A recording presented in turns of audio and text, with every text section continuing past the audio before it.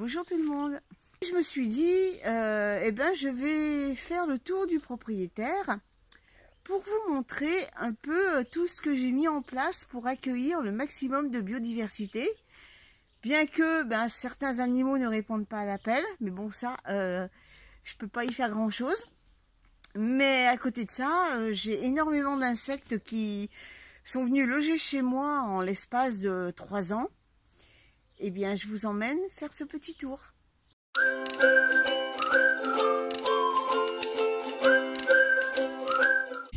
Alors déjà, je laisse un maximum de sauvages s'installer dans les coins du jardin. Donc notamment ici, où je ne touche pas, je laisse pousser pour que il y ait les insectes qui viennent s'y réfugier, pondre, etc. Je leur laisse une place que je leur réserve. Hein. Regardez-moi qui est là. Alors lui, c'est un chat sauvage qui... Bon, il vient manger chez nous. Par contre, on ne peut pas s'en approcher parce que il ne se laisse pas approcher et puis de toute façon, il risque de souffler. Mais voilà, il se fait de plus en plus à notre compagnie et puis il a de moins en moins peur. Donc voilà, il a l'air de se plaire chez moi. Bon, alors on continue. Donc la biodiversité, donc déjà le sauvage à certains endroits du jardin et du potager. Je mets également en place plein d'arbustes aromatiques, comme vous pouvez le voir. Il y a une toile d'araignée. Alors je ne sais pas si vous allez la voir. Là, par là, il y a une toile d'araignée. Alors il y en a une grosse. Là, il y en a une ici. Et il y en a une énorme à l'intérieur depuis... Ah voilà, c'est là. Voilà, il y a une grosse toile d'araignée là. Donc moi je la touche pas. Elle fait sa vie. Et puis de toute façon, hein, si je veux du romarin, il n'y a pas que celui-là. J'en ai d'autres de partout. Donc j'arrive toujours à trouver mon bonheur sans déranger l'occupant qui a tissé sa toile. Regardez, il y a une sauterelle. Je sais pas si vous allez la voir, elle est là. Voilà, elle vous fait un petit coucou. Alors, on continue. Ensuite, j'ai mis un nichoir pour oiseaux. Alors, j'ai pu le mettre que là parce que c'est le seul endroit où les chats ne viennent pas trop. Voilà, il est ici. Alors, je sais pas s'il y a quelqu'un dedans, j'en sais rien. Mais bon, je laisse. Et c'est un endroit où je ne vais pas trop souvent. C'est important de mettre un nichoir loin des passages trop fréquents. Ensuite, ici, alors j'ai mis des tas de bois. En fait, tout ce que j'enlève et que je ne veux pas broyer, eh bien, j'entasse ici, justement pour faire une niche à qui veut venir.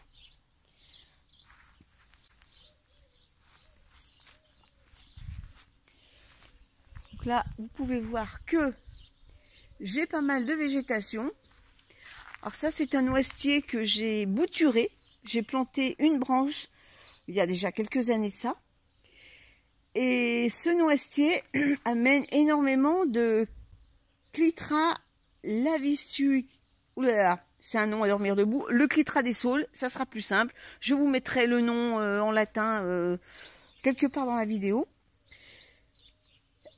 En été, ça amène beaucoup de ce genre d'insectes.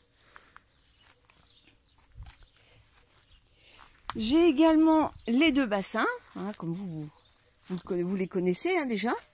Alors, j'ai mis cette bâche parce qu'on a eu quand même pas mal de pluie. Et regardez un peu la hauteur de l'eau par rapport au bassin. C'est à ras-bord. Donc, c'est pour ça que j'ai mis ce parapluie aquatique pour éviter que ça déborde. Alors, logiquement, les poissons ils vont pas venir s'amuser à sortir de l'eau. Mais bon, je préfère assurer le coup. Alors, ces deux bassins amènent également de la biodiversité. Alors, certains vont me dire oui, mais les poissons, ils mangent les larves des insectes. Oui, c'est pas faux, mais ça mange aussi les larves de moustiques.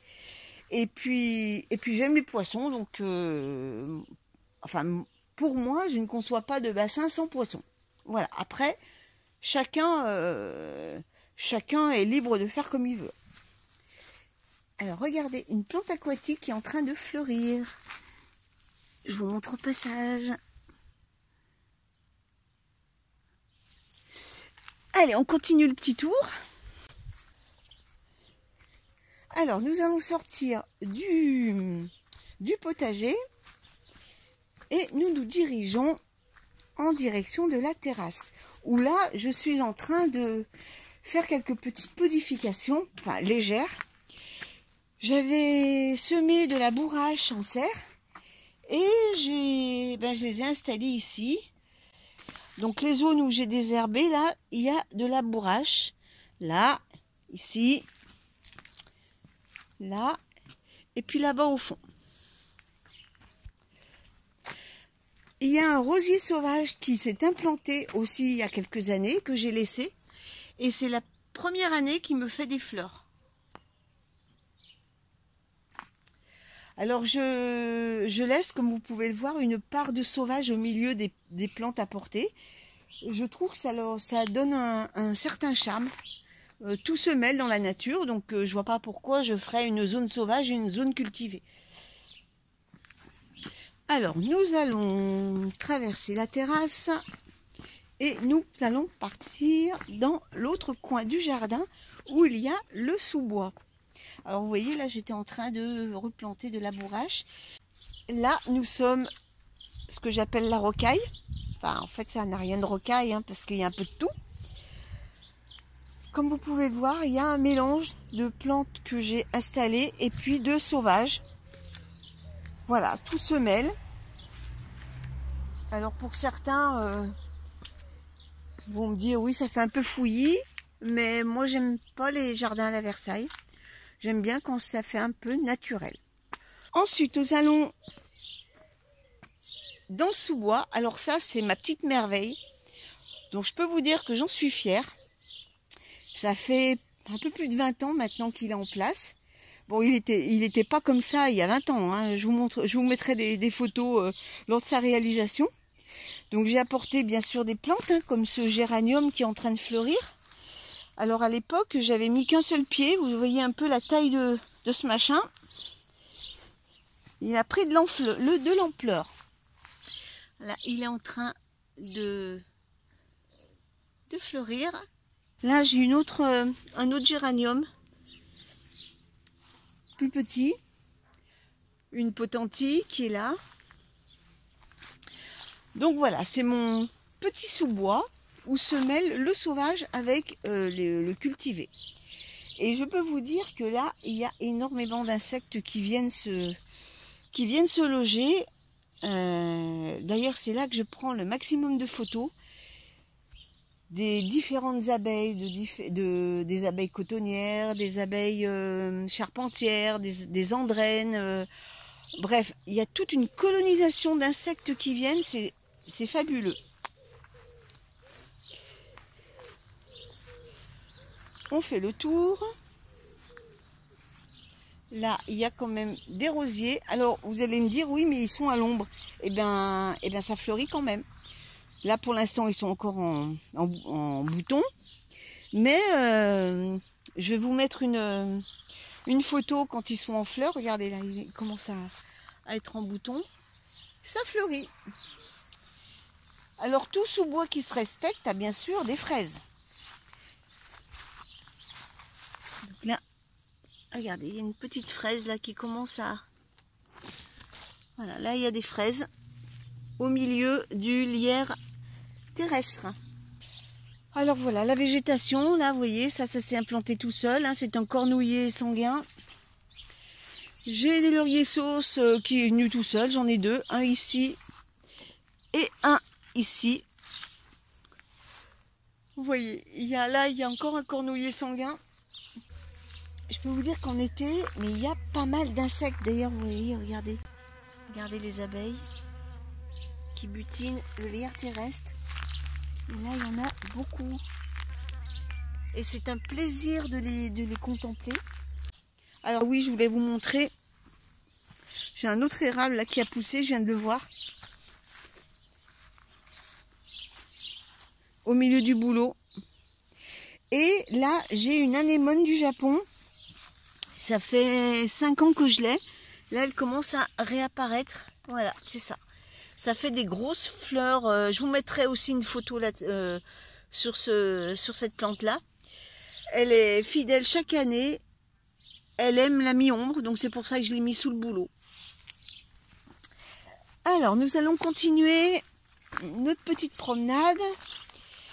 Et nous allons chez les poules.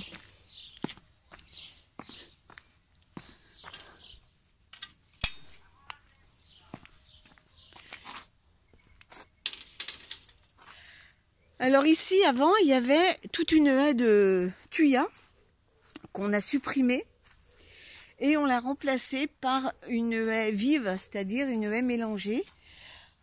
Alors il y a des noisetiers, il y a photinia, il y a un arbre à papillons qui est là.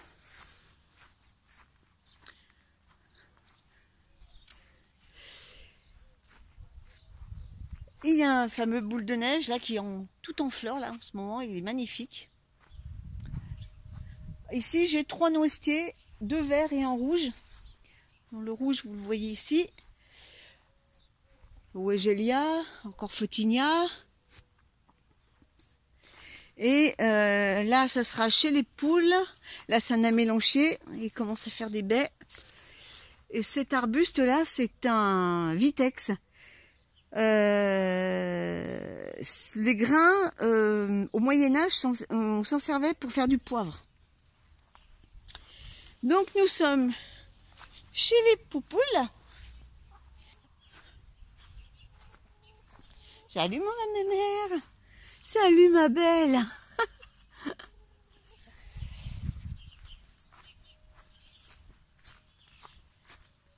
Alors voilà encore. Là, c'est l'étendage. Et ici, au milieu des rosiers, il y a toute une végétation qui s'est installée, donc beaucoup de boutons d'or. Là, ben, c'était des narcisses qui ont terminé de fleurir. Il y a narcisses, tulipes. Alors ici, il y avait une ronce. D'ailleurs, elle repart. Mon mari l'a coupée parce que ça allait chez le voisin. On ne veut pas non plus embêter le monde. Donc voilà, il l'a rabattue. Et puis là, ce sont des orties. Et ça amène vraiment beaucoup d'insectes, notamment les coccinelles.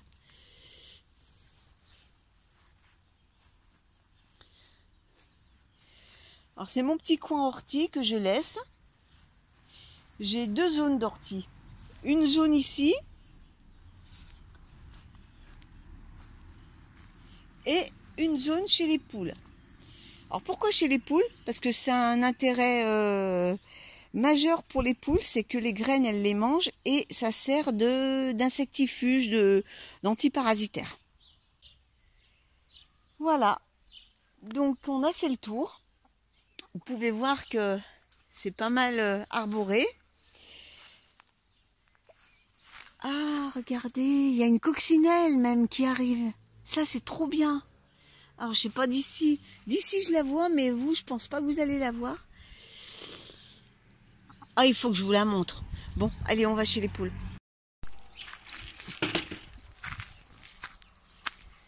Allez, les filles. Ah, j'ai rien à vous donner, là. Non, je viens simplement en visite, c'est tout. Alors, regardez la coccinelle qui est là. Voilà, comme je vous disais, elles aiment bien les orties. Et j'en ai une ici. Ça, c'est trop génial. Il y en a 2. Il y en a sûrement d'autres. N'allez pas vous faire manger par les poules. Voilà. Ça, c'est trop bien. Donc, voilà. On a fait le tour du propriétaire. Donc, en tout, le terrain complet fait 1224 mètres carrés. Dessus, bien sûr, il y a la maison, il y a mon sous-bois. De l'autre côté, il y a le potager. Donc, on a quand même un bon espace. Et ça m'a permis de laisser un peu la végétation se développer. Sans être envahi non plus, quoi.